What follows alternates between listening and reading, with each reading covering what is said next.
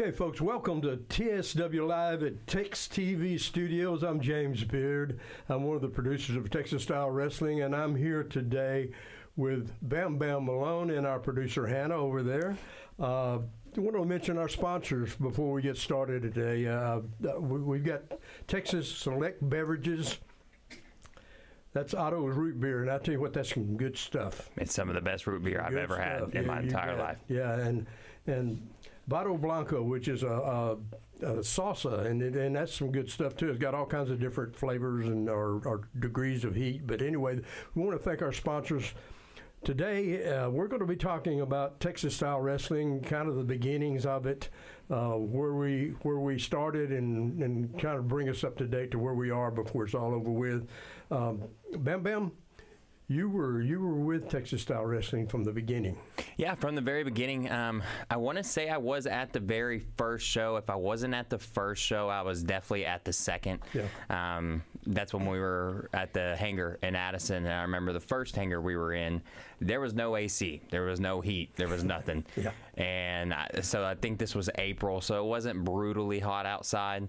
But it was warm enough to where once we packed all the fans in with all the lights and everything like that, you could definitely tell that there was no controlled air running into the building. Yeah, when you say hangar, you're talking literally about a hangar. About an airplane hangar, yes, exactly. Yeah, a big airplane hanging. Yeah, so it's just a big metal building, and it was.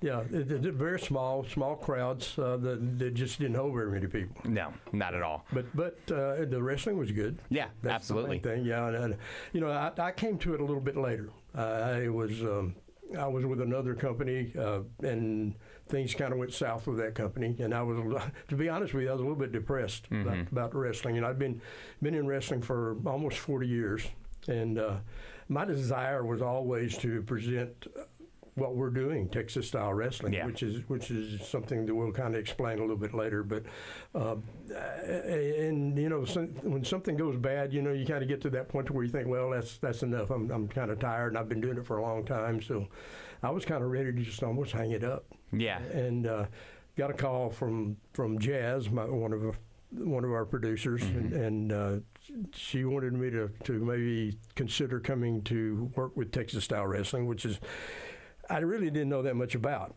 other than I knew that you were doing it. And, it intrigued me because that's the name. And that's something that I've always kind of wanted to present. In fact, I think I came up with that during the other promotion that we were working for, that kind of a logo, I guess. And to me, I don't know what it means to you, but to me, Texas style wrestling is just something that fans can believe in. It's a lot of different styles. And then exactly like you said, there's a lot of different styles. There's not a one way to go about things, but what we're not trying to do is, we're not trying to fool anybody. Yeah.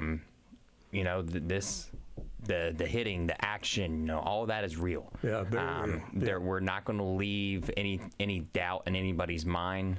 You see a guy get punched in the face, and you realize, oh my God, he just really got hit in the face. It's about competition. It is, absolutely, and that's what wrestling is, and that's what it started as. Right. Is an athletic competition. Yep. I don't care, necessarily how many backflips I can do standing in a row, but to me, if I can pin your shoulders on that mat for 3 seconds or make you submit, then that is the ultimate goal. And Texas style wrestling, it really encompasses all styles. Really. And it really is, exactly. It's not just, I think when somebody hears that phrase, sometimes they think about brawling. Yes. And it is some of that. It is. But it's also some technical wrestling. When I grew up in Texas watching wrestling and became a wrestling fan as a kid, my folks took me to the Sportatorium when I was probably 8 or 9 years old the first time.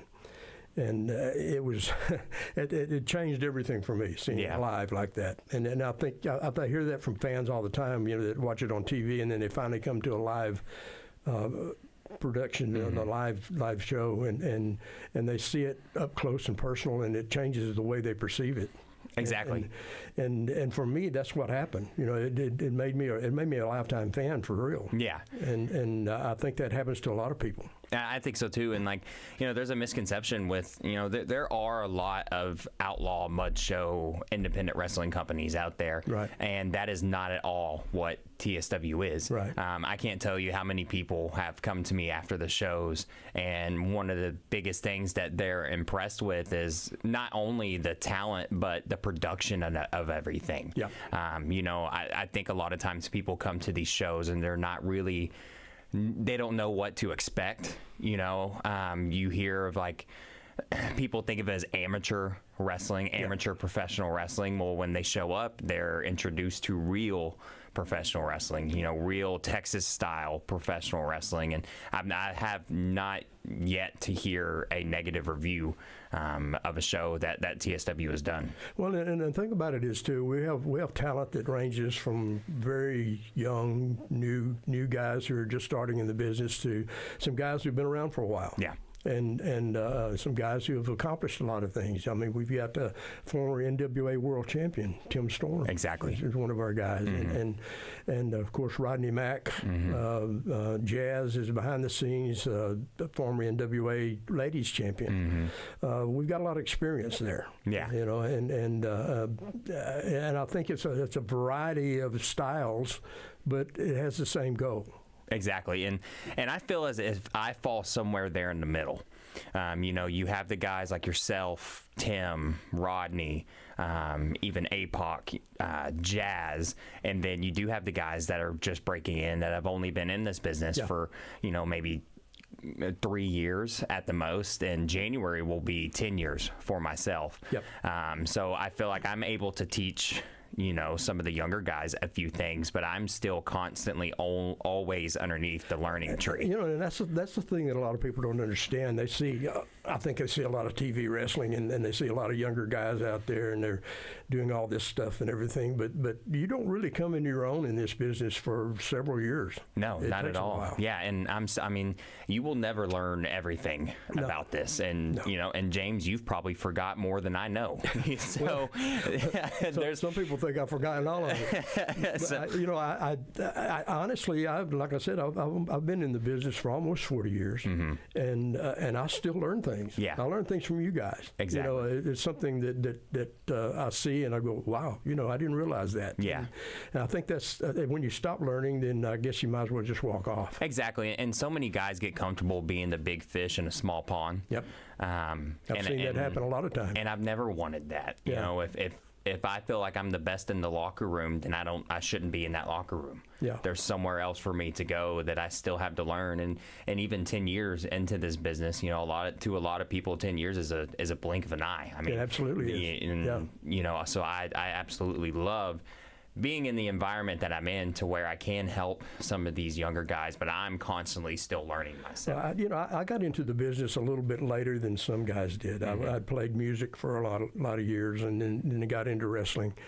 And I was a little bit older and a little bit more mature, so it made it easy for me to do what I was taught to do, is that's sit and listen. Yeah. And not express my views until I got to a point to where my views actually meant something. Exactly. And I think that's a hard thing for a lot of young guys these days, is just shutting up. It is. And listening. And I was the exact opposite of you in the sense of I started training when I was 17 years old. Right. It was the summer before my senior year, so I had been an athlete my entire life. Yeah. So why wrestling?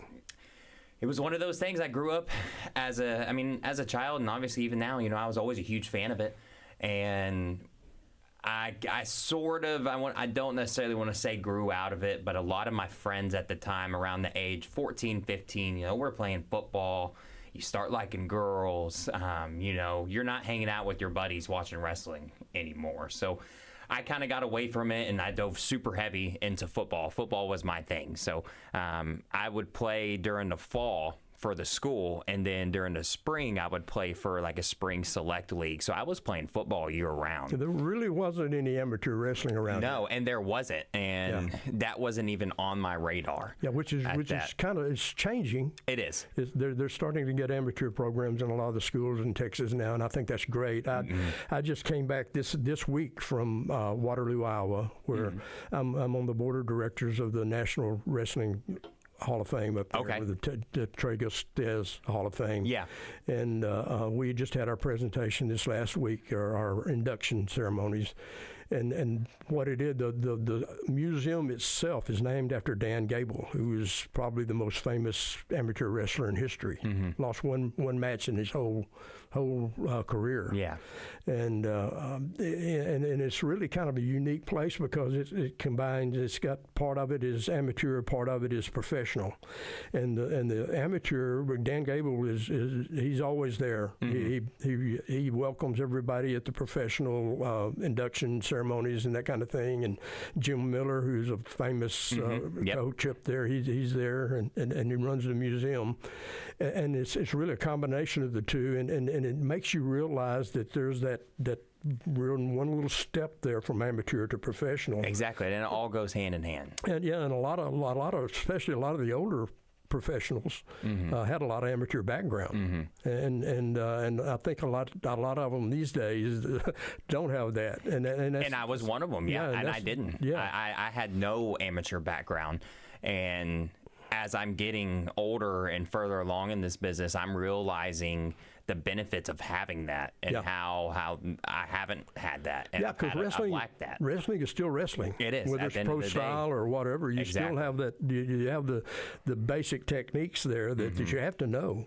And if you know them, you've got an advantage. Exactly. I think a lot of the young guys now, they just learn moves and maybe a few holds and try to put that together in a competition, and it doesn't always work very well for them. Exactly. So now, 10 years in, I am learning this, and if I could go back, I would have found a way to somehow have more of a shoot background before I got into this, but I didn't. And it's a big benefit. Yeah, instead of dwelling on it, then I'm learning it now. I can remember some instances where guys just like yourself that were great athletes. Bobby Duncombe Jr., one of those guys, he played for the University of Texas. He's a defensive lineman, and chasing the quarterback. Yeah. That's what he did. He was a great athlete. Played arena football a little later on. We brought him into the business. His dad was a professional, very, very well known, Bobby Duncombe Sr. And I took Bobby to Japan early on in his career, and he was still chasing the quarterback. Yeah. He was all action, move. One of my great friends, a guy that really took me to Japan for the first time, Kendo Nagasaki, real name is Sakurada, but took me over there, and after about three or four dates where Bobby was just going crazy out there, he decided that he was going to put Bobby in the ring with himself. So we wanted to slow him down. Yeah. That was the whole point. And he just leaned on him for 10 minutes. And about 10 minutes into the match, he looked at me. He said, "Bobby, blow up." Yeah. And that's the truth. It is. If you know that amateur wrestling, you know that it's about leverage. Exactly. And that sort of thing, as much as it is about holes. And once you learn that, you can do a lot of things with somebody. Yeah, and nothing has to be rushed. And, you see it a lot with newer guys, and I was guilty of it. They would call me Happy Feet. I would get into the ring and my feet would be going 1,000 miles an hour. Yeah. But you come from a football background like I did, or I did track and field, Still chasing that quarterback. Exactly. Yeah. I was an offensive and defensive lineman. Yeah. Well, as soon as that ball snaps, your feet go, and they do not stop until there's a whistle. Right. So it's hard learning coming from an athletic background but not having that amateur wrestling. Yep. It's hard to learn how to slow that part of your brain down because it's still it's competitive, and so your mind, you almost have to learn to shut your mind off. Yep. But that doesn't happen until reps, because then at that point it becomes instinct. Yeah. Yeah. When I do clinics, seminars, and that sort of thing, the things I stress is timing and pacing. Yeah. And if you don't learn those in professional wrestling, for one thing, it just looks like a big jumbled mess. Exactly. And the other thing is that it really kind of helps you in your conditioning and being able to stay. If you get in the ring with somebody who's well conditioned and understands the leverage and all those things, they can wear you out pretty quick. And there's a difference between being in shape and being conditioned. Absolutely. I have seen some dudes completely ripped to the bone 3, 4, 5% body fat, and the first 5 minutes of a match, they're gasping for air. There's a difference in being in wrestling shape and in good shape. Exactly. Yeah, I've seen guys who could run for miles and miles and miles without blowing up, and they want to try to wrestle. They get in the ring in a couple of minutes, and they're blown up. Yeah. Because of that leverage and because of the intensity of wrestling. Exactly. It's a whole different kind of shape. And if it's something, and if you're not getting continuous reps in it, then you're going to lose it. Yeah. Or you're never going to gain it. And that's another hard thing for young guys, because for the most part, a lot of the young guys are working, if they're lucky, they're working once a week. Yeah. And some of them don't work that much. I was going to say, I wouldn't even say that much. Yeah. I mean, maybe once a month early on in their careers. Plus the disadvantage of it, a lot of times in the local promotions and that sort of thing, they're working with guys who are no more experienced than they are. Exactly. And, it's kind of blind leading the blind. Exactly. Yeah. The way you learn is actually competing against guys who are better than you. Exactly. Otherwise you're just going to stay in the same place. Yeah. Yeah. If you don't have somebody that's better than you, and that's not always the case. There's times where you are going to be the better one in the ring, but you can learn just as much from that than you can, working with somebody who's better than you. Absolutely. You learn how to take control. This is your match. Yeah. You're setting the pace.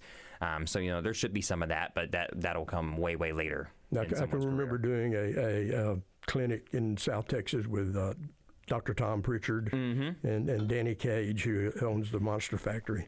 Yep. And at some point during that we had like 30 or 40 guys there. And at some point during that process, we finally just had someone walking around with a sign that said "Slow down." Yeah. And that's a hard thing for young guys to learn to do. It is. And I've done a camp with Pritchard before, and man, the best camp I've ever done. Yeah. And I want to say it was either 2 or 3 days. This was in Odessa when I did it with him. And incredible, man. Like, I learned so much from that. I just did one with him about 2 weeks ago. In fact, he was one of our inductees at the Hall of Fame. Okay, He won the Trainer Award. I've known Dr. Tom since, I don't know, back in the 80s sometime. Yeah. One of the most intelligent, not only a great wrestler, but just an intelligent guy who knows how to transfer that knowledge to younger guys, and that's a real trick. And even the way he puts things is, like, I'll never forget one of the things he told me is he's talking about, having really big moments in a match as to where, somebody hits a really big move, right? And so many guys are guilty of this, is like they hit that big move every single match. Yeah. And how he referred to it as, he said, you're walking down the street, you turn and look to your right and you see a pink elephant. Yep. Holy crap. You're calling everybody, there's a pink elephant on the side of the road. Right. You're never going to believe this. Well, the next day you wake up, you walk down the road, look, there's that pink elephant again. It's still cool, but you just saw him yesterday. Yeah. By the third day, you don't give a damn that the pink elephant's You just there. walk by the elephant. He's just another elephant. Yep, exactly. So if you see me, you see these big giant moves every single match, and the guys, continually kicking out, well, then it's just losing its effect. You have to save those moments. Yeah, that's a great point, and something that all young guys have to learn. When we've been talking a lot about learning about wrestling and that kind of thing. We haven't really talked about the TSW history so much yet. We're going to get into that, but I think it's interesting to see, especially. I've known you since you started, basically. I think it's interesting to see, how that progression comes. And where you are now, and where you are the first time I ever saw you. I knew you were a good-looking guy with potential. And you've really become a professional now. And that's a real step to get to that point. Yeah, and it's just learning, and you just have to go on the road. I've learned so much more being in the car with guys like yourself or with Tim, or just making the towns with those guys, and the conversation that happens in the cars, and you have those guys that are traveling with you watch your match. Well, then the 8-hour drive on the way home, what do you think we talk about? We talk about everything you did right, everything you did wrong. I've learned so much more just getting out there and going than I could have being stuck inside a bubble wrestling in one promotion, You know, even if I was doing those shows every single week, it doesn't matter. I'm not getting a good influence of guys that are better than me to tell me what I'm doing wrong and what I'm doing right. You have to hit the road and travel and do all that. And I was lucky, you know, I hit the road at 19. Yeah.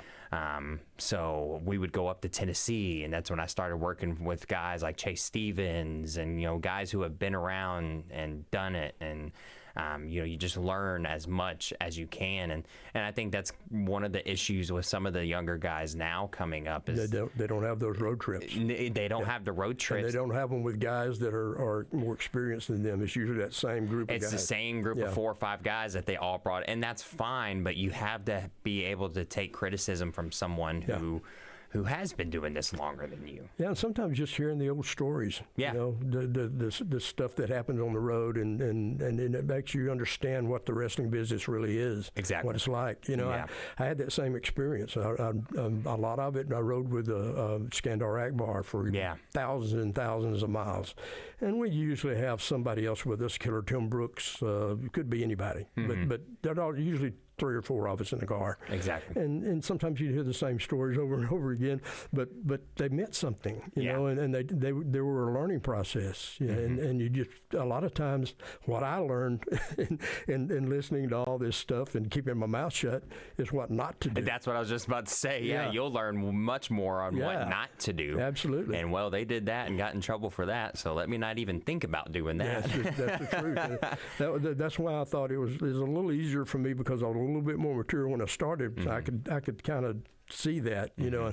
But I've seen so many young guys come in and they get a little taste of it and they think they already know it all. Exactly. And, you know, we even have a lot of the younger guys that come in that aren't athletes, and that's fine. Yeah. You know, not everybody has to be a former professional athlete or a former collegiate athlete, but the reason why former athletes transition so well into this is because we already in our minds, we're used to being competitive coached. Spirit. Yes, and that competitive spirit, so we can listen.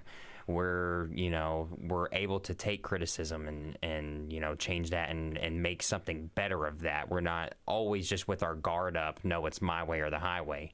And I feel like there's a lot of that happens now. Yeah, too. and you know that kind of brings up that other subject about, you know, what is professional wrestling. Exactly. Yeah. You know, and it is a lot of different things to a lot of different people, and I think you can go from one promotion or even on television.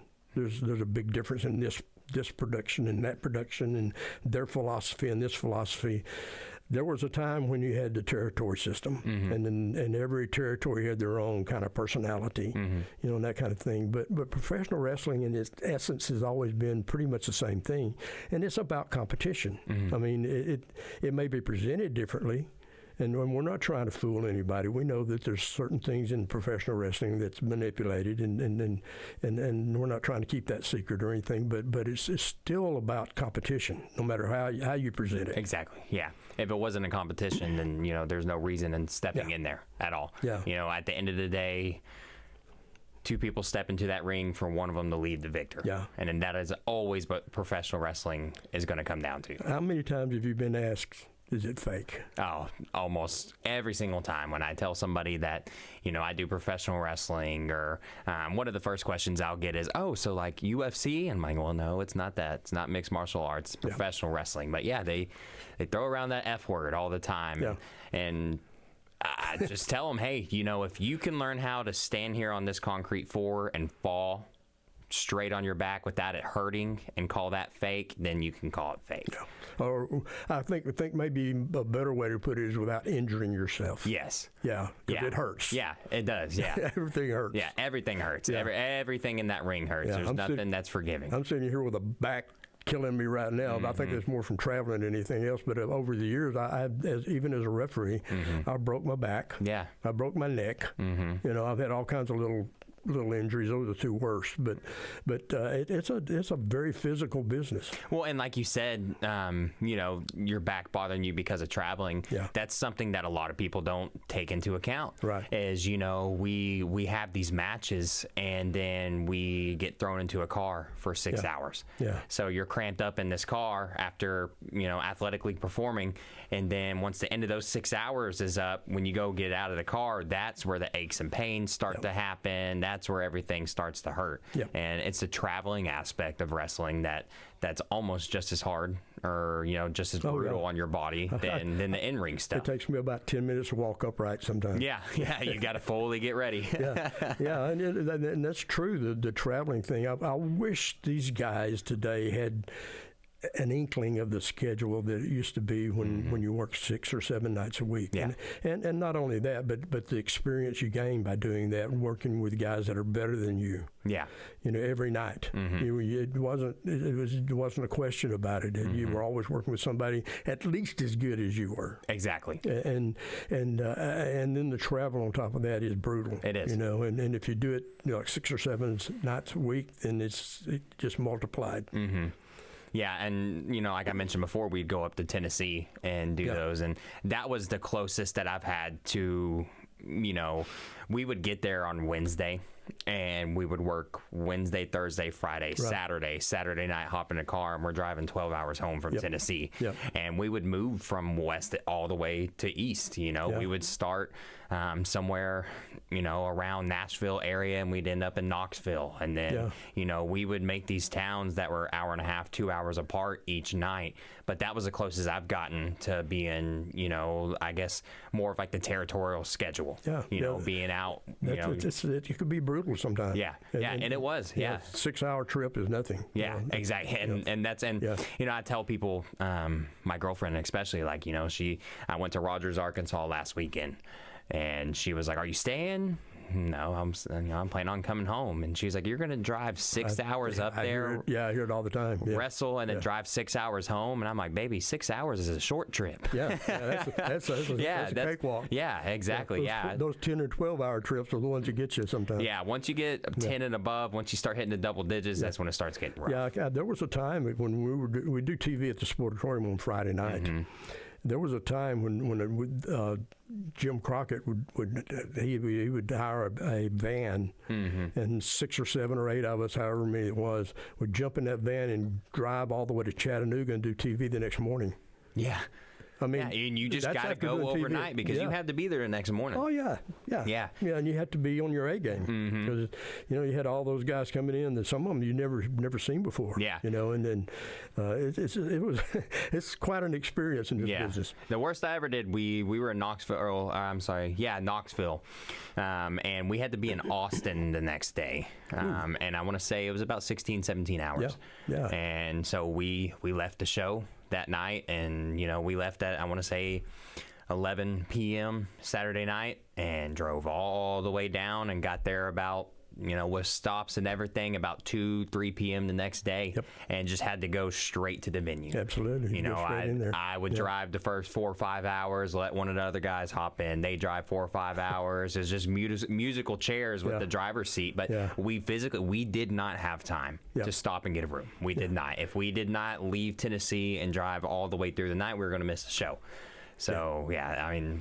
Yeah, I worked in Japan for several years. And there were a lot of times when I would go over there and do there was a time when I'd do a tour, which would be usually a couple of weeks, every night, and then I'd take a break and work in the training center over there, and then do another tour of a couple of weeks, and then I'd come home.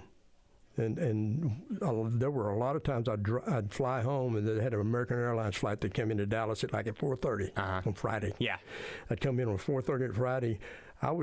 There were times when I would actually dress to go to the Sportatorium. Wow. And be there for TV for the Sportatorium. Yeah, you're going straight to it. Yeah. It can be brutal. You know, and that's after 6 weeks over in Japan, and not only are you jet lagged and everything on top of that, you're going straight back to work. Well, I would leave Japan at around 4:30 in the afternoon, and I would get to Dallas at 4:30 in the same afternoon. Same day.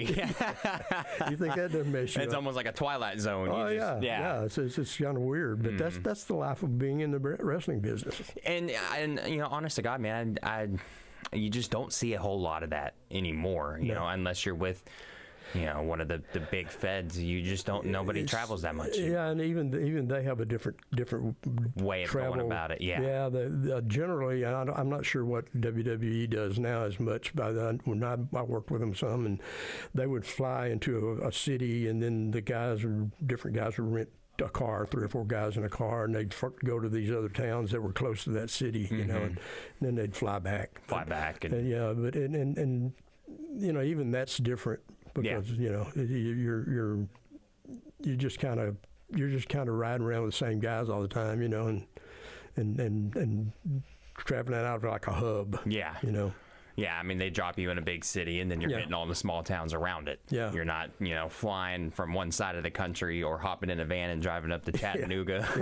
Or doing what the territories used to do, where you go this town, this town, this town, this town, and some of them would be several hours apart. Yeah. And it was great in a lot of ways. And I love the territory days because every territory had their own, like I said, they had their own personality, their own stars, and I think it was a lot more personal. The business was a lot more personal for people back then. Yeah. And you still hear that, you know. The reason that you talk about the Von Erich family here in the Metroplex, how they were so completely over and so popular here. They were superstars, man. Oh yeah, like movie stars. Yeah, it's crazy. They were the biggest thing in Texas. And it's kind of hard to get that anymore because it's the national audience now. Yeah, if you don't make it there, then kind of hard to be. It's hard to be. Hard to be a star in just one general area. Yeah, which is that's something. I don't know necessarily if that's the goal, but that's part of what we're trying to do at TSW too. It's Texas style wrestling, and we're a Texas company, and we're trying to promote that Texas style of wrestling in competition, and at the same time build stars with just like yourself. Yeah, exactly. I mean, it's something completely different that we're doing here. Something completely different than anything I've ever been involved in. This is the most professional production that I've ever been involved in, and I've been involved in some companies, and it's probably even the same one that you were talking about earlier, that everything looks great, but behind the scenes it's not. Yeah, absolutely. Yeah, and this is a different feel. Yeah, very. And that's something we haven't gotten into yet because we're sitting here right now in a studio, and this is the very first time I guess it's been used, as far as I know, at the OC in Forney, Texas. And if you don't know what the OC in Forney, Texas is, my goodness. Yeah, and we were talking about this, before we started recording. I guess the easiest way to explain it is it's a shopping mall with classrooms on top of it, and kids get to come here and learn basic crafts, learn something else besides just algebra and English, and these like a tech kids school. these kids are learning life skills here. I mean, I'm staring directly at the automotive shop right here next to us. Yeah, and the people out there watching us right now. People are hey guys. It's so cool because it really is a concept that's unique. And I've never heard of anything like this before. I don't know if this has ever been done in the country or even in the world before. But I'd be willing to go out on a limb and say that this is probably the first thing. At least not to this extent. No, not You're at all. You're talking about a $50 million facility here. And we also have a 13,000 seat arena directly, to the side of us. We got one here, and then the other smaller and then arena, we have a bigger studio for taping our shows. Yeah, I mean, there's nothing. This is a one-stop shop. Yeah, I mean, it's really incredible everything that they've been able to bring here. When I try to explain this to people, it really is like a mall. Yeah. On the outside, there's shops, stores, restaurants, and it's associated with the school district. So the kids, they go to class, and then some of them come here and work in these businesses like this right across here, the automotive store you're talking about, automotive business. They literally, it's like having the auto class here. Yeah, exactly. Yeah, and it's real life experience. I mean, they are working on real people's cars. Yeah, they bring them in, and the other stores, the kids come in and learn how to not just work in the store, but how to manage the store. Exactly. And I heard a story the other day. Something happened something went offline with one of the registers here at the store, and they're still working out their kinks. Something with the Wi-Fi, something happened, but the girl that was managing the store started freaking out, and the teacher was like, "Hey, this is gonna happen," and so learn, let's work through it. And she was ready to shut down the store, and she's like, "No, if this is a Monday morning, and 10 years from now and you own your own boutique or whatever it was, you don't just decide, well, our internet's down, guess we're shutting down.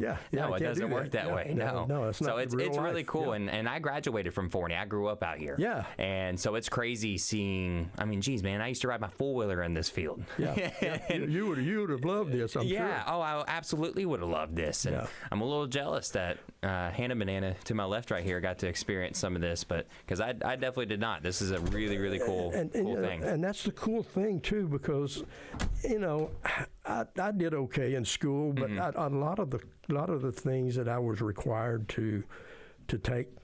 And we're getting away from wrestling now, but this we're talking about the OC. Exactly, yeah. Which is, we'll get to that a little bit more too. But a lot of the classes I was required to take, honestly, I just couldn't care less about them. Yep. And in real life, they weren't going to do me any good. No, not and at I all. knew that. No. Not at all. And it would have been a lot more, I guess, palatable to me to be in a place where I could get into something that I was interested in. And I was interested in those days, like music and that sort of thing. And they've got a studio here. Yeah, there's a full-blown recording studio. This is high tech. Yeah, and like you said, by the time my senior year rolled around, I'd already made up my mind. I was becoming a professional wrestler. That's what I was doing. By the time I had already started training the summer before then, I didn't give a dang about algebra. I didn't care about English, AP, whatever classes I had to take. I just did what I had to do to graduate. Now, if I was here and they had an automotive class, that's cool. I would have really paid attention to that, So it's really neat. Not everybody has the same path. Not every kid graduates in 4 years and goes off to a university. So, this is kind of, they're just setting everybody up for a better future. Well, actually, so to me, and then it's just, this is probably maybe a political thing, but to me, this makes much more sense. It does. It really does. Than just going to college and getting a degree, which I did. But I haven't, it really hasn't done anything for me. Yeah, and you hear about that so many times is, these kids, that's just all that's been drilled into their head. And ever since I was a kid, I was the one that took the beaten path and didn't, or took the unbeaten path and didn't go to college. But just about everybody else I went to school with did. But since I was a child, that was the goal. You go to school, you graduate high school, you go to college. Get a degree, and then what? Yeah, exactly. And now so many of these 22, 23-year-old kids are at the now what? Yeah, but if you get involved in something and learn about something that you're actually interested in, like I said, I was really interested in music. I wanted, and I did. That's what I got into. And that's what you pursued. Yeah, that's what I pursued, and that's what I made a living at for a while. But if I had something like this to where I could go in and learn the things I had actually learned over a period of years, it would have just put you so much further run a ahead. board, in a recording studio, or just the whole process of recording and that kind of thing. That's something that I learned by just kind of being in there like a wrestler. Actually doing it, exactly. Doing it. It took a long time to kind of figure it all out. Didn't have anybody just teaching me.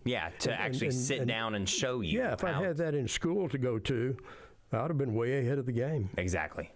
And so it's super cool, and I'm really proud of the city of Forney for doing something. Absolutely, like this. And the thing about it is it extends beyond these classrooms out here. We have students that are actually going to be working with us.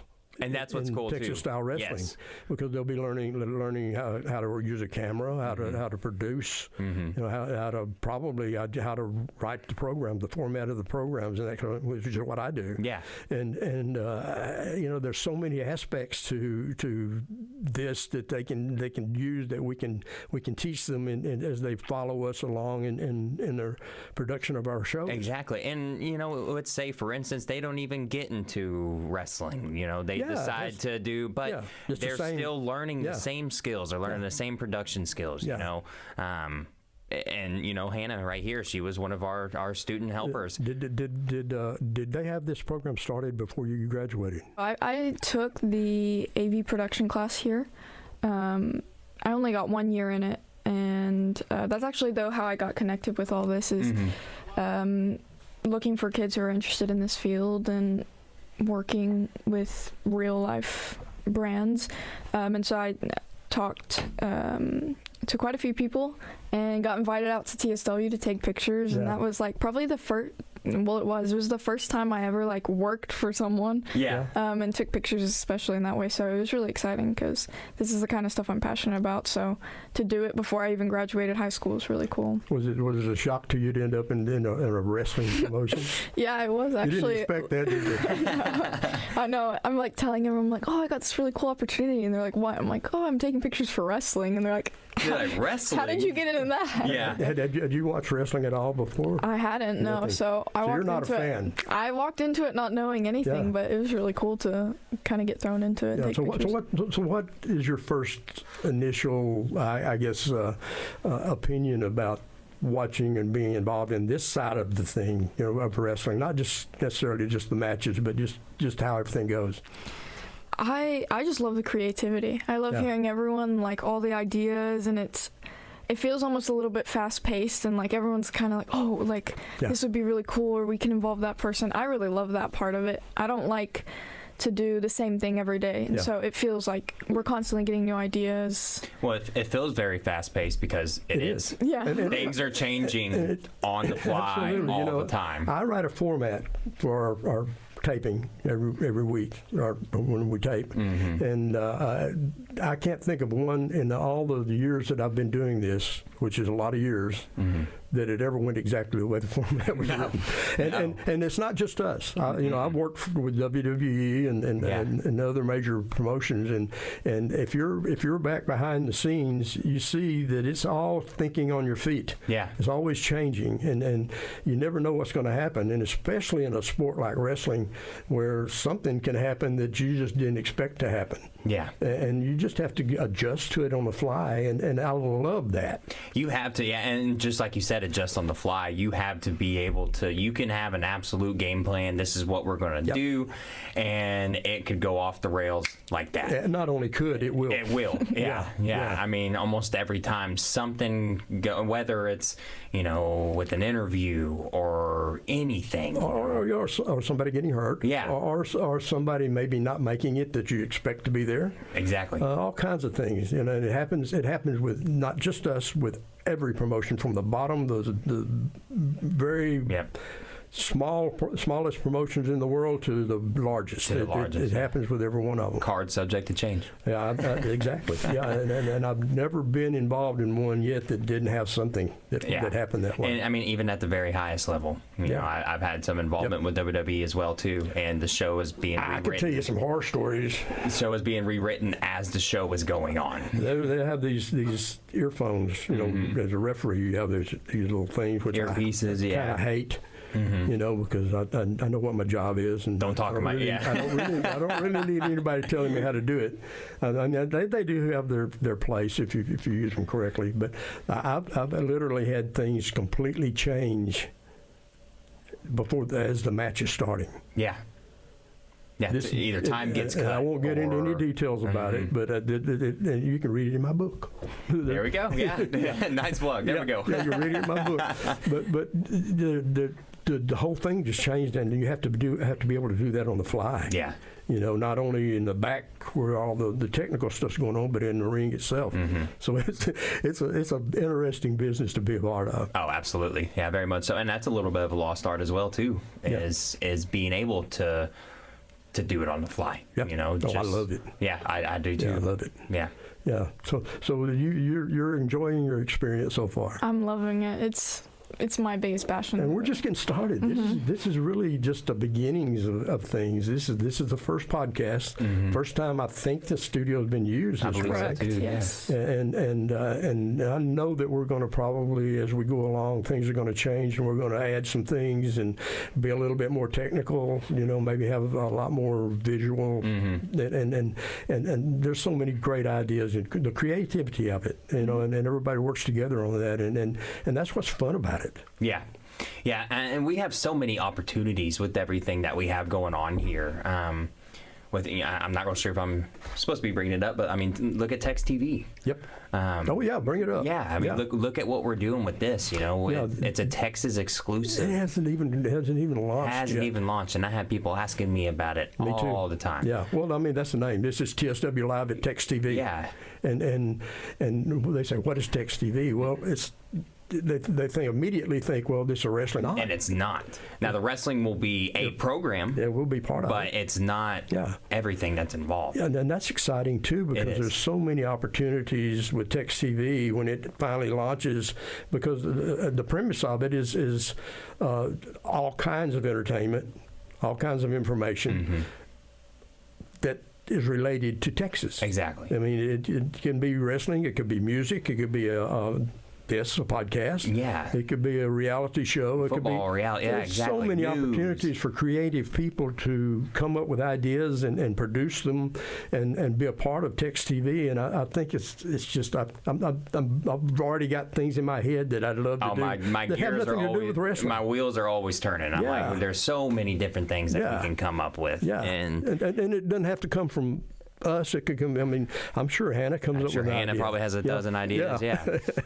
and there's so many things that you can do with this, and then it's just endless possibilities. Exactly. And being a Texas-based program doesn't mean that only Texas people will be seeing it. Exactly. You know. Yeah. And I think Texas is always kind of interesting to people.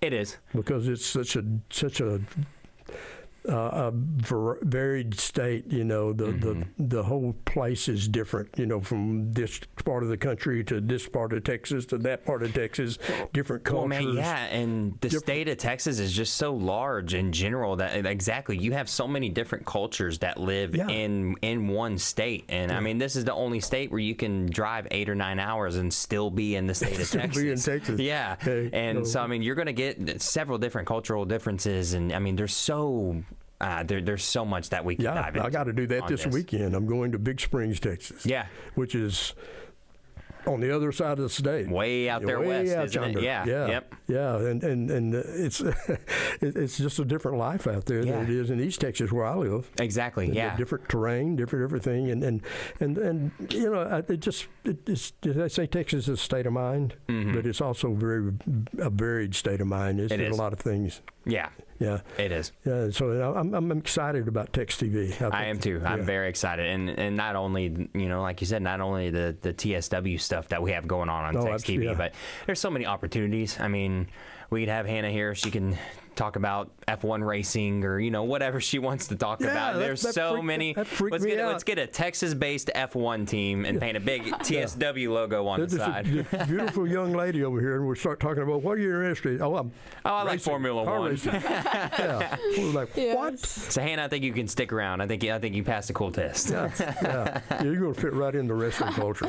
So is it the production side of things that really interests you for you coming on, or what kind of piqued your interest on joining us? For me, well, I was studying film here to go into like film production. Okay. And that's kind of always been where I've headed towards. But over the past 2 years or so, I started a photography business. Okay. And I realized, I kind of really love to do those sorts of things. And so really what drew me in was opportunity to work with cameras and, you know, take pictures, do video. But honestly, I really love anything creative, whether that, you know, I mean, podcasts. Well, you know, the film industry in Texas has really grown in the last few years. You know, so that's another area, if you were interested in that you can get involved in. And I'm sure that they'll probably have some program here at the OC that involves all that too. I mean, it's just all inclusive. Yeah, you know, and yeah, it's interesting to me too. Well, it's been over a year now, but I was involved in the movie The Iron Claw, and we filmed all of that in Baton Rouge. Yeah. But it was such an interesting process to me. People ask me, what was it like, you know, and was it boring, you know? Yeah, you sit around a lot when you're involved in it, but it was never boring to me because there was always this creative side of it that I was just fascinated with. And it's just something for you to learn, right? And it's just something different. And I can't imagine, you know, I look back, if I was in school, no, I wasn't interested in the curriculum that I was doing. But, you know, if they had some sort of production class like this, you know, even though I was getting involved in wrestling, man, you know how ecstatic I would have been if I would have known that there was if TSW was here when I was in high school. Yeah. Like, yeah, that's incredible. And even if you're not a wrestling fan, you know, like Hannah, she was interested in anything creative, but especially, you know, photography and video, and it's really cool, man. I think that's one thing that people, if they get involved in this business, in the wrestling business, they finally realize just how creative it is. It is, and that's the interesting part to me. Always has been. Yeah. When I first got into it, I was always interested in getting into that side of it. I enjoy working in the ring, still do occasionally. I don't get in the ring as much as I used to, but I still enjoy that part of it. But that's creative too. It is in a lot of ways. But the other side of the business, that backside of it, where you're really coming up with the ideas and the formats and all that kind of thing, putting it together. That part of it was always in the back of my mind when I first started. That's where I want to go. Yeah, and it's just really cool, man. It's so creative, and it's just neat seeing the process. You know, I've gotten to sit in on you know, creative meetings and different things like that, you know, with TSW, and just there's so much more to it than people realize. Well, and it helps you understand the process in the ring, the machine that everything is. It's not just about what's going on in the ring. There's 1,000 different things that are going on behind the scenes to make all that happen. I doing that movie, it was like that. Oh, I can't imagine. And I didn't know what to expect when I got there. You know, I walked in and they had this set built like the old Sportatorium, looked like a smaller version of it. I almost cried. Really? Yeah, because it's just like going home. Yeah. And I walked in, I looked around, I went, oh my gosh. They did it. You know, they created this smaller version of the Sportatorium. Yeah, because how long has it been since it's been gone, the Sportatorium? I think they tore it down around 2000 or something like that. Yeah, so but it hadn't really been used. And it probably didn't look that, No, and I guess 5 years before that, when they did TV the last time. Time. I think the last time I did TV in the Sportatorium was 95. 96 maybe. So almost 30 years, and you walk in and see. Yeah, I can't imagine. And if you worked there all the time, it was an ugly old building. Yeah. But the atmosphere there was something that you just can't manufacture. It just happened, and when you walk in that field, it was unbelievable. Yeah. And I just loved the old place because of that. Not because it was pretty or comfortable, it's just because of that feel. And you know, it's like an old friend got taken away from you when they tore it down, you know. And I feel like that's what we're trying to recreate here with TSW, and it already has. It's already getting the buzz. As soon as you let those people through the door, you can just feel it. You know, as soon as I step through the curtain. That's the crazy thing about this facility here. It's kind of intimate, like the Sportatorium used to be in a way. It held 4,000 people. This is a little smaller, but at least the room we're typing in now, the other one is bigger. But it's got a feel to it. It does. And that atmosphere is special. It is. And even as new as it is, it's beginning to get that. You know, and that's exciting. It is. It's so exciting, and it makes the moment feel so much bigger. And when I step out through the curtain, and I instantly I see the lights, and I automatically hear the people come up, and they're excited because everything does look so good, and everything does look so professional, and it is because we are professional. We are professional wrestlers. We don't have amateurs here. We don't have people who are untrained here. You know, we have the best of the best that Texas and even other states have to offer. You know, people are flooding into Texas because Texas is a hotbed right now. Yeah, and for a lot of reasons. Yeah, for a lot of reasons. Yeah. And so you have other people, just because it's Texas style wrestling, we have a lot of people who are outside of Texas that are flooding, and a lot more people that want to be here. Yeah. And it's funny too, because as much as I've traveled over the years, and like I said, I worked in Japan for a lot of years, you mentioned Texas, and it just changes everything. Yeah. Because there's such a curiosity about it, and such a, I guess, kind of a feel for that aura of Texas is just bigger than life. And it really is, yeah. I mean, you talk to people outside of the country, and you mentioned just like you said that you're from Texas. It automatically sparks there. They think we're bragging, but we're just telling them the truth. We're just telling them where we're from. Yeah, it's just a fact. It's just bigger and better. Yeah, and Texans are proud, and I think that's why. We're not afraid to let you know that we think we are the best. And I think Texas wrestling has always been the best because it was such a varied thing.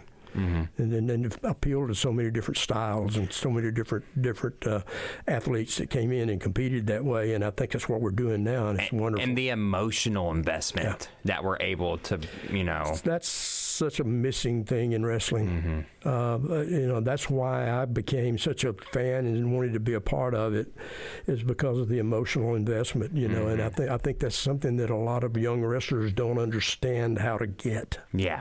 You can do all the moves, you can do all the things and spots and hide, the acrobatics and whatever you want to do, but if you don't connect to the people, they don't give a damn. Yeah. It's not going to last. Exactly. Yeah. It becomes kind of like that pink elephant. Exactly. Yeah. Yep. Oh, it was cool the first time. Yeah. But once I've seen it 5-6 times, you've got to connect to them somehow. Yeah, unless they have some kind of emotional connection to you, whether they're feeling sorry for you, whether they're mad at you, whether they want to cheer for you. You have to get them emotionally involved. And you're in a unique situation here because this is your hometown. It is literally your hometown. Yeah. Not something we make up. Yeah, and we were just talking about traveling. It takes me 10 minutes to get here. It takes me 10 minutes to get here. This is by far the closest show I've ever done to home. And, I grew up out here in Forney. Yeah. And, my family moved out here in 2000. So coming up on 25 years now, I'm 28. So I've spent almost my entire life here in Forney, and I moved away a few times. I always come back to Forney, and so just to see the way this town has grown, and to see something like this in my hometown, and to know that TEXtv and TSW, all this stuff is coming to Forney and creating a buzz about Forney. For the most part, man, when I would tell people I was from Forney, the first question I would get is, "Huh? What? Yeah, Where's that?" Well, I can remember when Forney was just a place you just kind of went by to get to Dallas. Exactly, yeah. You go through Terrell, and then there's a sign that says Forney, and there's nothing. One or two a lot of pasture out there, and you just go into Dallas, and now it's unbelievable. Oh, it's booming. It is insane. Yeah. And, Kaufman County is the fastest growing county in the nation. Wow. And not just in Texas, but in the nation. Yeah. And, Forney's a part of Kaufman County. We have several other cities that are involved in Kaufman County, but, this area is just absolutely booming. Well, the benefit to it is that you're not in Dallas. Exactly. But you can get to Dallas in 20 minutes. Oh, easy, yeah. I remember all the years when I was working at the Sportatorium, and I was living on the northwest side of Dallas, and I would have to get on 35 and drive to the Sportatorium every day, and I'd go early because I didn't want to get in all that crazy traffic. But it was still crazy traffic at 2:00 in the afternoon. Yeah, it's stupid. When when the Sportatorium went down and I had a chance to leave Dallas, I got the heck out of there. I don't blame you. Yeah. But I mean, out here, you're not having to deal with the 5 o'clock rush hour Dallas traffic, but we can be at Dallas in 20 minutes if we wanted to, Yeah, and now they've got everything you want right here. Exactly. There's not really much of a reason to go out. Restaurants, all kinds of businesses, facilities, anything you want right here, and it's grown so much. Exactly. Yeah. It's going to keep booming. Yeah. So thinking about that, what would it mean for you to become that guy like the Von Erichs became in Dallas? I never quite had it on my bingo card, but I would absolutely love it. I would love to represent for Forney, represent those small town kids that, didn't really think that they had much of a chance. You do have a chance. And when life gives you an opportunity, you got to take it by the horns. And that's what I plan on doing. I will do everything I can to be the top guy in TSW. I feel like I'm well on my way there now. But by God, don't try to stop me, because I'm going to get there. There's no ifs, ands, or buts about it. I will be the top dog at TSW. And, I don't want to say I'm doing it just to represent. Yes, I am doing this for myself too. But how cool would it be for these little boys and girls to see me holding up that title and then know, man, he grew up right here. If he can accomplish that, what can I go accomplish? Yeah, absolutely. Yeah, make it real for people. Exactly. Yeah. Yeah, and I think that's what the appeal was, at least initially with the Von Erich boys. You know, they were hometown guys. They were, and they were, you know, they went to Denton to North Texas, played football, track, and all that kind of thing, and they became that, I guess, idyllic type. Yeah, I mean they were huge, and not only in Texas. You know, these guys were huge on the national, on the globe level. Oh, I absolutely. mean, still are. What's great about it. And that's what's great. Yeah, they left such an impact that we're still sitting here talking about them today. Yeah, and you know we're going to be introducing the Texas Heavyweight Championship before too long. And that's something that's going to really create some competition. It is, and I've had my eyes on it since the first time I saw the title. Yeah, I don't know where that belt is. We got it around here somewhere. We'll find somebody who's got it and show the people. But it's a beautiful belt, and I think it means a lot because it is Texas style wrestling, and that's the Texas style championship. Yeah, and I mean, it's kind of a no-brainer. But I'd love to be the first champion. You know, I'd love to be the homegrown that conquers all odds and, you know, ends up with the title. I'd absolutely love for that to happen. I know what I need to do to get there. I know the amount of work it's going to take for me to get there, so I'm busting my tail day in and day out. So when the opportunity is given to me, I will be ready. Well, we're going to talk about that, and you know, I just want to mention our sponsors again. You know, Texas Select Beverages, which produces the Otto's root beer, which is some great root beer. I wish we had some here right now. Oh, it is the best root beer, and I'm not even saying that because it's a sponsor, man. That is some of the best root beer I've ever had. I've always loved root beer, but that's really it's really, really good. Yeah, and Vado Blanco, the salsa. They got the mild and the medium and the hot. There we go on the scene. Some Vado Blanco. There we go. Yes. That stuff is good. You know, man, it's hot. It's very hot, but it's not so hot that it's not. Well, they've got different degrees. They do, They do have different degrees. And the medium and the really caliente, and that's there's some good stuff. The flavor is really good. And we're proud to have them as a sponsor. Yeah, look at they even have like different recipes that you can use. I haven't had lunch yet. Oh man. Then I want something to drink when I need some of that root beer. Hannah, if you can, go up to where it says shop. I want to see, what was the name? Let's see. Salsa, smell. See, they even have soap. They have all kinds of different stuff. Yeah, they don't even, it's not just salsa. I hope that body spray doesn't smell like salsa. Like salsa. naked hippie bar soap. I'm really curious about that. I'm gonna have to talk to him. Naked hippie bar soap. Yeah, I'm gonna have to talk to him about that and see what that is exactly. And have you tried their queso? Yes. Oh, it's man. Incredible. The hot queso. I like a little heat. Sometimes it gets a little too hot for me, but I was shocked when I love heat. I love the spicy stuff, but when I dipped the chip in the hot queso that time, I was a little caught off guard. Yeah, this is going to be Texas Select. Yeah, Texas Select Beverages. Yeah, so that's what we've been talking about, the root beer and all that stuff too. You know, and they've got other beverages too.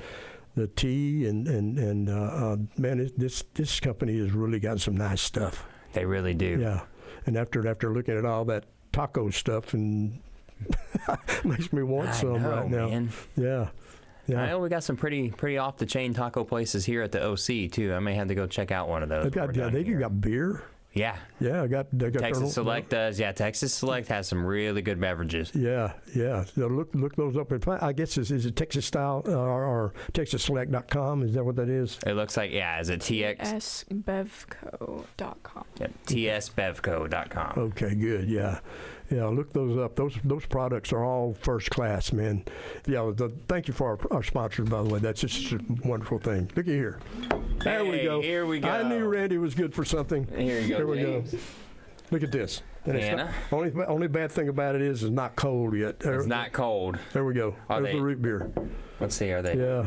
Good stuff, Are they man. pop off or twist offs? It I don't looks like know, they're but pop offs. Yeah, probably. Need an opener, don't we? Mm-hmm. I'm not going to get my teeth involved in this. Snap a tooth on Yeah, camera. that's exactly what would happen. I'd be crying. And being completely straight with you, James, I am a root beer fan, but it's never my go-to. Yeah. So, when I tried one of these at first, I just had to come into it with an open mind. But, man, this is some of the best root beer I've ever had. I've always loved root beer. Yeah, I don't know why. I remember getting on like the, I think it was Weber's or something. The Weber, yeah. Mm-hmm. Oh, my goodness, that was good stuff. Yeah, that root beer's good stuff. Thirst quencher. Mm-hmm. Because some sodas and all, they're okay, but they don't really quench your thirst. Exactly. Cold root beer does for me. Leave you thirstier than you were good. before. I just love the flavor. I remember my grandmother used to have these tree roots like sassafras. Yeah. And root beer kind of reminds me of that a little bit. She'd make sassafras tea, and I love that stuff. Yeah. And it kind of reminds me of that flavor a little bit. But it's this is some good stuff, man. And try it. There I am. Get in the right place here. All right. Let's get back to you for a little bit. We talked about you starting and kind of being away a little bit, had some obligations and that sort of thing, and you came back to Texas style wrestling, and when you first started, we were in that little, like you said, a hangar. Yeah, it was an airplane hangar. Yeah. It had an airplane sitting in the back where we would get dressed. Yeah. Which is kind of weird. I see people come into the back and they go, "What the heck?" And I said, well, that's what they flew me in on. Yeah, exactly. Yeah. Make myself look smart or big or whatever. They got to take all the pictures in front of the private planes and make us look a little cooler than we are. Absolutely. Yeah. So anyway, it was literally a hangar at the airport there. Yeah. Addison. And the room was small. They had enough room for the ring and maybe 60, 70 people? If that, maybe. I mean, I remember, I think we would do maybe 2 rows of chairs. It was like doing the old studio wrestling. And that's very much what it reminded me of. It was just a bigger area with the hangar. And, even walking in and seeing that, we're doing this independent wrestling show inside of an airplane hangar. But I could just tell that it was going to be something different. And I knew the people that were backing it, and I knew the people that were behind it.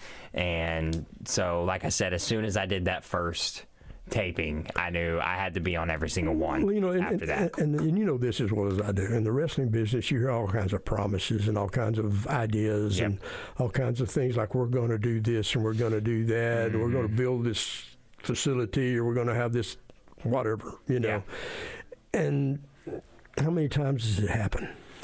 Before TSW, none. It just doesn't, and that's not to say that the people that say those things didn't have good intentions. Yeah, exactly. But for some reason, whether it's financial, usually it's financial, or whatever, the promises just don't come true. No, they don't happen. I've seen that. I've been disappointed so many times. And I think back on them and like the promotion we talked about before when we were both involved in, and I envisioned that as being my rocking chair promotion. The one where I was going to be able to present my vision of what wrestling should be and my style, which was Texas style wrestling. Yeah, I even came up with that phrase back then, and things happened that kind of took that down. Yeah, that was disappointing. And when that happened, I really just didn't want to have anything to do with anything. Yeah, I had that feeling, and you've been there, I'm sure, about some things, but I just wanted to step away. When it kind of rips your heart out. It does, because that was. And I'm not a young guy anymore. I'm not like I got 30 years left in the business, and I looked at that like this is going to be the thing that I'm going to be able to, at least if I don't do anything else, but I'll get it off the ground, and it'll be what I envision wrestling should be. Exactly. And I brought in the guys that I trusted, that I knew could do that, and we were doing it. Yeah, we were making a lot of noise. Yeah, we were. And then all of a sudden, for reasons that shouldn't have ever happened, it went away. Yeah. And I'm not going to get into all that. But it's just happened. Exactly. And I was at that point mentally. I didn't want to have anything to do with it. And I can't blame you. No, Yeah, I can't blame you. And I heard about TSW starting up after that, and which was some people who were involved in the other were involved in that in this, and in the background, not the forefront. And then of course my friends Jazz and Rodney Mack were involved in it, and I'd known them since they started. In fact, I worked their first matches, both of them. Yeah. Oh wow. Okay. Yeah. I knew them since literally the first time they were stepped in the ring. Yeah. And so, and then of course I was involved with the NWA when Jazz was the women's world champion. Yeah. And I was the director of operations. She's such a badass, man. Oh man, my God. Oh, she's awesome. Yeah. In fact, she was up in Iowa with me. Was she? Yeah, Okay. Yeah. She's at the Hall of Fame up there, and we're that's something that I'm hoping that she'll be a part of real soon. Oh, absolutely. Yeah. I'd love to. But anyway, just like family to me. Yeah. Those guys are. And they kept talking to me about coming in and doing this and doing that. And I just didn't know whether I had a place here. Yeah. I really didn't, because I had already had my vision. Yeah. And that's who reached out to me first was Rodney. Yeah. Rodney reached out to me first about, bringing me in. And I still had a little reservations, just, kind of what we previously talked about, what's going to make this any different. Yeah. And he just told me, hey, stick to path. Yeah. We know what we're doing. We took the bad that was involved, left that behind, and we took the good that was with that and brought it to this. And this is going to be something completely different. And that's really kind of what finally happened.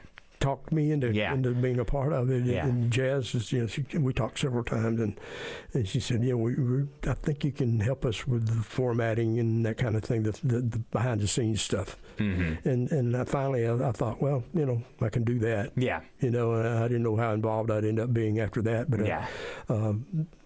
as things progressed, I became more involved, and now I see that this can be what I was already envisioning. Exactly. And the same style, the same people, the same kind of talent. Yeah. And it's kind of like getting a second chance to do what I thought I was going to be able to do. And I'm not putting this all on me. This is not just a one-man show. This is but this is just your perspective. But it is my perspective. That's what I wanted and what I envisioned. And it's just kind of weird how things happen. Yeah. And I was kind of blessed in a lot of ways. Hey, one door closes, another opens.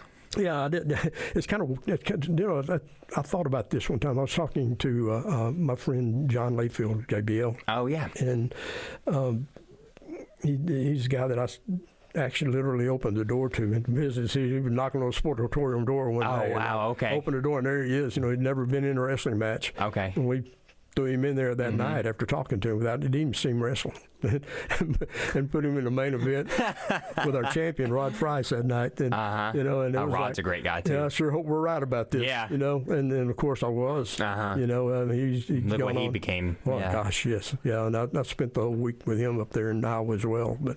But I was talking to him one day about how things happen. In this business. And it's kind of a unique sometimes the way you come into something and how it just progresses and you get to a certain point. And I realized when we were talking to him, I never sought a job. I never sought a booking in this business in my life, ever. Yeah. Not even a single booking. Wow. It's just happened. Yeah. So it's almost like I can't deny that maybe this is what was supposed to happen. Where it's supposed to be, right place, right time. Yeah, I mean, I got into the business by just being pushed into it, basically. And I ended up going to Japan, and that whole thing was just something that just happened. Opened so many other doors for you. Opened so many doors for me, and I got to thinking, I never sought a job in this business. Yeah. Never, ever. It just naturally occurred. Yeah, and then that's what happened here. And now here we are in Forney, Texas, at the OC. And another one of those things that just happened. Yeah, I mean, check that out. I mean, look at this thing. Yeah, the thing is incredible. The first time I came here, I showed up for the grand opening, and again, had no idea what I was walking into, what I was about to expect, and I thought I was at the wrong place when I got here, because I was like, there is no way this is something that the school district, that this is part of the school district. But no, I mean, it's just amazing. It's quite amazing. I mean, do you have any ballpark idea how many classrooms are in here? Absolutely no idea. Yeah, I mean, but there's probably over. Oh yeah, I mean, at least probably over 100, I would assume. Every store front is a classroom. Is a classroom, and then they have multiple levels to the. Yeah, I haven't even been up there. I haven't either. No, I've explored the first 4. 2 more floors full of classrooms. 2 more, three floors. So 3 floors total. 2 of them are classrooms. Mm-hmm. Yeah, that's how I haven't gotten up the stairs yet, which is probably a good thing. Yeah, but it's insane. It's amazing. Mm-hmm. This is the most amazing place I've ever seen in my life. Yeah, for a school district and a city to come together and spend over $50 million, I think is what it was, on this place, and here we are calling it home for a professional wrestling organization. Yeah, and like you see on the screen, that little red dot, we're about 30 minutes east of Dallas. Yeah, you just go to Dallas like that. Yeah. And for me, I live close to Tyler, which is about an hour and a half away, but it's all interstate. It's just right here, just straight down. I love it because I don't have to go into Dallas anymore. Nope, you don't. It's wonderful. Yeah, and you see like the red arrow. That's where our TEXtv studio is, and watch Forney boom now. Oh yeah. Then this is making national headlines. Well, yeah, it's going to draw. The OC.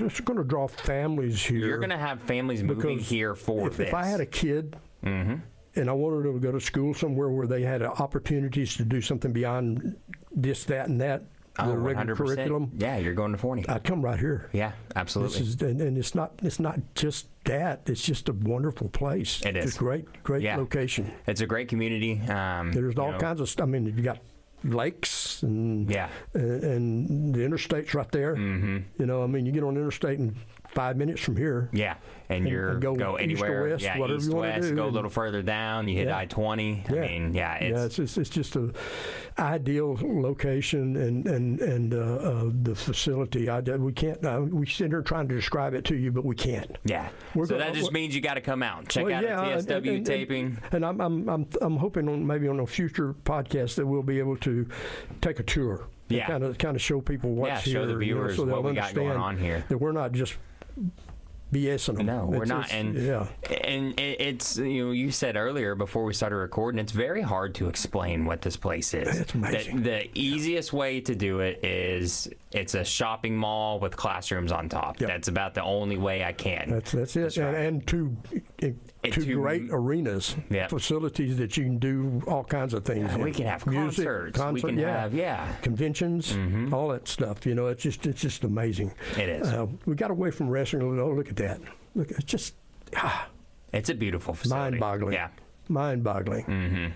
The OC in Forney, Texas, man, just the Opportunity Center. That's what that stands for, and it is exactly that. It is a great opportunity for kids to learn and progress into adulthood, knowing that they've got skills that they might not have had just going to and getting a regular diploma at high school or something. Yeah, and I don't know if maybe being 18 years old, if I would have quite realized the opportunity I had, being at a place like this. But looking at it now at 27, I'm like, man, this is such a cool amazing. Place. Yeah, it's so we've awesome. Got one right here that just graduated. Yeah, so, I'm sure she's proud of this place too.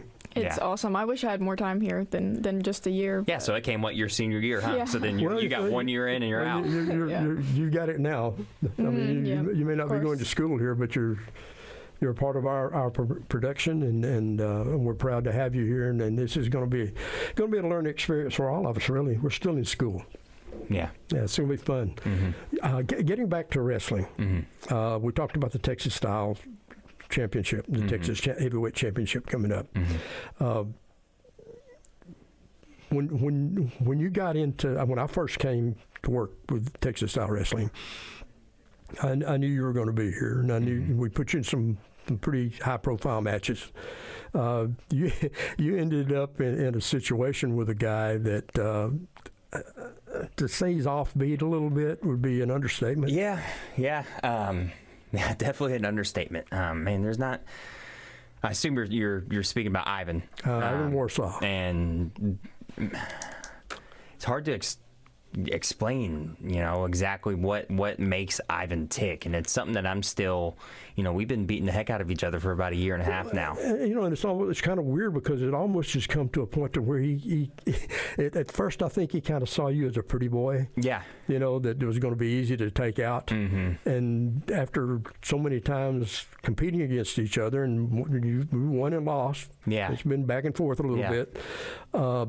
I think he kind of has come to a point where he kind of respects you a little bit. And I think that's the case too. And I respect Ivan. I have a ton of respect for Ivan. Well, he has his background. I mean, he's been up to the big boys and it had a little bit. I think it was a little too weird for them. I think so too. That's my understanding. I know a lot of people up there. Yeah. And he was a great competitor, but I think his personality was just a little off. And our personalities absolutely clash.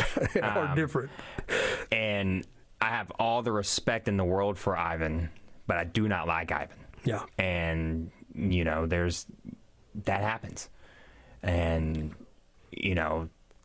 he's one of the best, if not the best competitor I've ever been in the ring with. You think of him, there you go. Yeah. Y'all are just beating the crap out of each other. And that's what it seems to happen. He's beating the crap out of you right there. Yeah, this seems to happen every time. And the funny thing about him is, there you go. Yeah. The funny thing about Ivan is that as offbeat and then crazy and then wild as he can get sometimes like that, he's really a good technical wrestler. Oh, he is. He's an amazing technical wrestler. And you know that better than anybody because you've been in the ring with him and he's done it. And that's when I realized, crap, I need to work on some things when I got in there with him. His experience. And he could tie me up in a pretzel, man, and there was nothing I could do about it. So what when you know that, though, I mean, as a wrestler, when you know a guy can do that and he's a little superior as far as technical skills sometimes, or knowledge-wise, how do you avoid getting caught in that trap? You just try to not make any mistakes, right? I knew my strong suit's against him, and I knew if I could get him down kind of how I am here, and if I could stay on top of him and not allow him to his feet, he wouldn't be able to shoot for me. It's about control. Yes. As long as I maintain control, I felt I was a little quicker than Ivan. Yeah. So, but I mean, he does stuff like that, like the throat chop. Yeah, it's so hard to maintain control when he'll take those shortcuts. And he does. And he takes them every opportunity. And that's something I've had to learn too, is there's times just because I have the upper hand, I can't ever let off the gas. Yeah. I have to stay on him. I have to pay full attention because the second I take my eyes off of him and go to look back, there's something right there. Yeah. And the thing about guys like that with that kind of personality, and we talk in wrestling about the good guys and the bad guys. We have our own vernacular for that. Yeah. But the guys that people tend to think of as the bad guys, the heels. Yeah. A lot of them are very good technically, but they're not afraid to take a shortcut sometimes. And that's exactly what Ivan is. And as a referee, when I was in there, it's one of those things that I was always aware of. But sometimes they find a way to get around you. Yeah, they do. And Ivan's smart, man. Yeah, he is so smart. And I know he studies. I know he watches, and I know, from the first time I stepped in the ring with him, I could tell he'd been watching footage. He had been watching me, and it was almost like he had calculated, and I had done the same thing. Well, I got the feeling that he almost targeted you. He did. I mean, I want to say he did. He's not the one that put the matches together. I mean, I'm guilty of that. Yeah. And Jazz, but I think he knew at some point there was just going to be a natural matchup because of the contrasting styles. Just completely different. As someone who puts matches together, I look for that. I want to see how this fits that. Yeah. And how this works together. And the truth is that it was kind of like a match made in heaven because it worked. Yeah. Because the contrasting styles made interesting matches. Yeah. And I think he did. I think he did underestimate me a little, at first. Yeah. I think he did, just like you said. I think he thought of me as the long-haired pretty boy. Yeah. Until I did pop him in the mouth. Yeah. And then, And then it was a challenge. Yeah, and I believe, to this day, I believe Ivan does respect me, but in the same sentence, I'll say I know he doesn't like me, and that's fine. I don't like him. Yeah. We have that mutual respect there, where as competitors, but you'll never see him and I sitting here just like this. That's the funny thing about professional wrestling, because people don't understand that part of it. Yeah. That the personalities are so diverse. Yeah. And there are guys that you compete against, even with sometimes, that you just don't personally G-haul with. No, yeah, but when you're in there, you have a goal. And that's to, walk out with your hand raised. Yeah. So even if you're having to work with a guy that you may not get along with behind the curtain, once you step through that curtain, all that goes away. Yeah. Yeah. So you and I haven't had a little buddy with him for a while that was an irritation. Oh, Midnight, man. Yeah. Midnight Special. Yeah. I've heard rumors that he may be coming around again. I've got some confirmation on those rumors. Yeah. He might have made an appearance at a show I was at this last weekend. Oh, okay. Yep. Yeah, well, and if you haven't watched it, Midnight's a smaller guy who he talks awful big. Mm-hmm.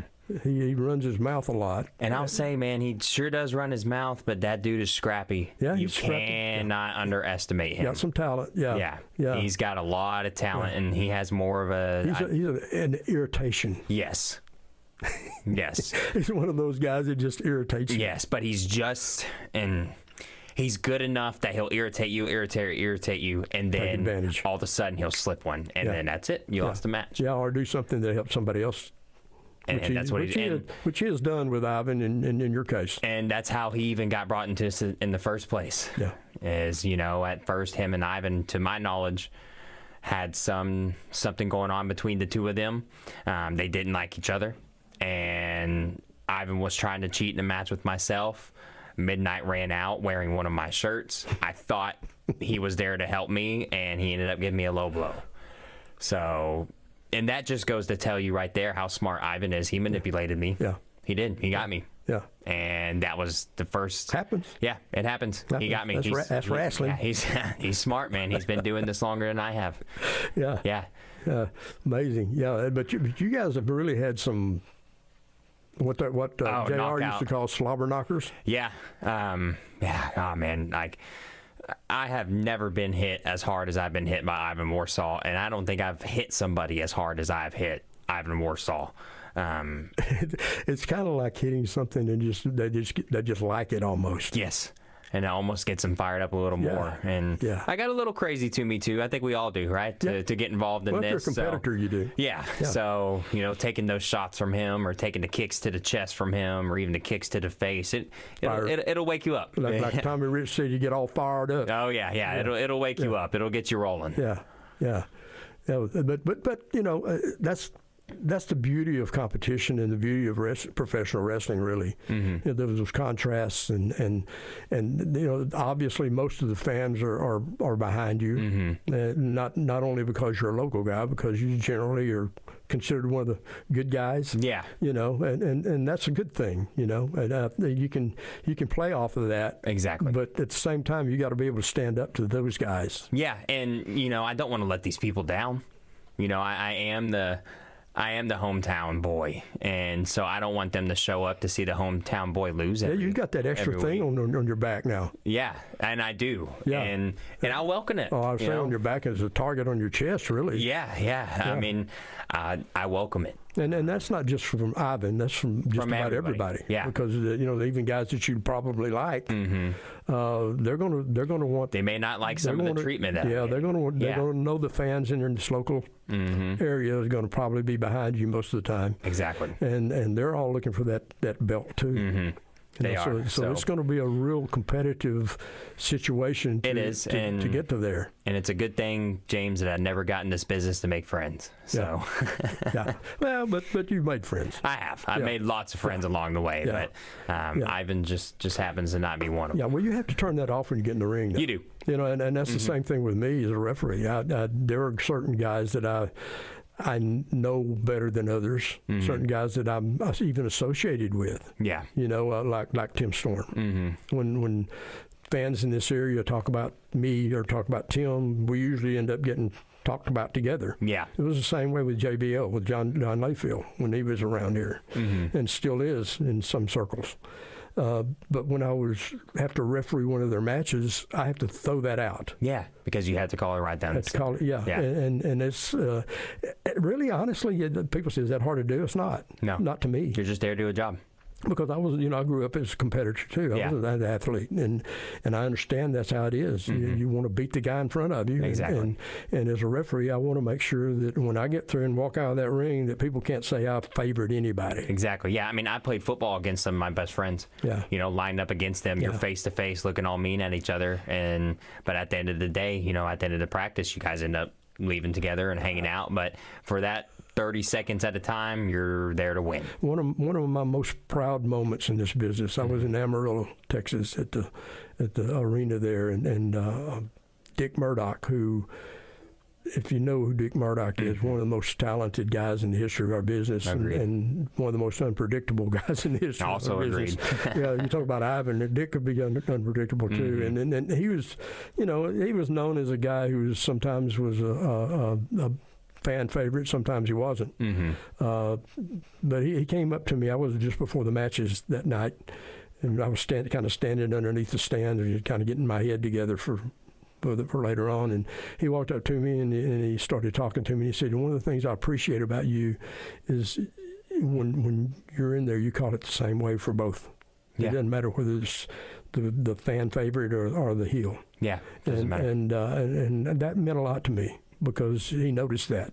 And, I think, when it boils down to it, we talked about competition. It was that way for me as a referee. It's that way for you as a competitor. And, I'm looking forward to what's going to happen later on. Oh, me too. Yeah, well, we're running out of time here for this particular podcast, and then I feel like we could keep going. Yeah, well, and it's been we'll do it. We'll do round two. Yeah, we'll do round two, and it's really been a pleasure, because for one thing, we're friends. We know each other. I've known you since you started. Yes, sir. And I'm really proud of what you've become as a competitor and a wrestler, and I think you're representing our business the way it should be represented, and that means a lot to me. Well, thank you, James. I mean, that means a ton to me, hearing that from you. And honestly, you're a big reason, why I am here. Guys like yourself, Tim Storm, Adam Asher, APOC, you guys took me in at a young age. I was 18 when I broke into this business. I was 17 when I started training, 18 when I had my first match. Yeah. And so, as you can imagine, I was an 18-year-old kid out there trying to navigate through all this by myself. And passing it along is a big goal for me these days, because I'm at that point. Yeah. And it means a lot to me that I see guys like yourself who have listened and learned and done it the right way. And I'm happy that you're here. We're going to do it again. Oh, absolutely. We've got plenty more to talk about. Yes, sir. And Hannah, thank you for being with us. I'll tell you, we got a pretty face over. I got two pretty faces over here. And this old guy. So it's a lot of fun. But remember our sponsors. Remember sponsors, and be back with us again the next time. Sounds good. Thank you, guys. All right. Bye.